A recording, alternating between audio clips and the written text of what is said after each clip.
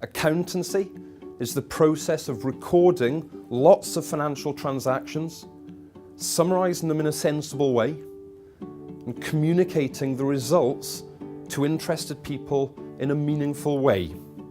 But modern accountancy has gone way beyond boring bean counting. In fact, you can probably imagine, computers do much of the number crunching these days. Accountancy is a highly skilled process of analysing these numbers to find ways to improve financial performance, and is an integral part of any successful organisation. Accountants work around the world in a huge range of different types of organisation, from small family-run businesses to global conglomerates, from accountancy firms to tax advisors, from mining companies to car factories, from public sector organisations such as the NHS to charities like Oxfam. I didn't do a degree, which surprised a lot of people.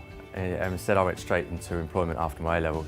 I then later studied and completed my AT exams before going on to complete the ICAW qualifications. I chose to train as an accountant after working for 6 years in hospitality retail operationally. At the time, I needed a change of direction and was looking for a career, one that had opportunities, one that could satisfy my ambitious nature, and one that obviously paid well too.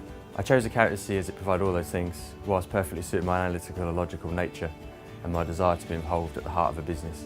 Gaining my accountancy qualifications changed my life significantly, especially when I consider where I came from an operational background. Doing the qualifications, working and learning at the same time provided me all the skills to reach the top of the profession and has enabled me to get to where I am today, and hopefully will continue to be a supporting backbone for my future going forward.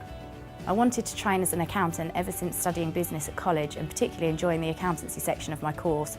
A role came up at Addenbrooke's Hospital that offered the opportunity to train as an accountant on the job while supporting study towards an accountancy qualification. There is only so far you can get in a career in accountancy without a qualification, and having CIMA has opened numerous doors and opportunities for me that would not have been possible otherwise.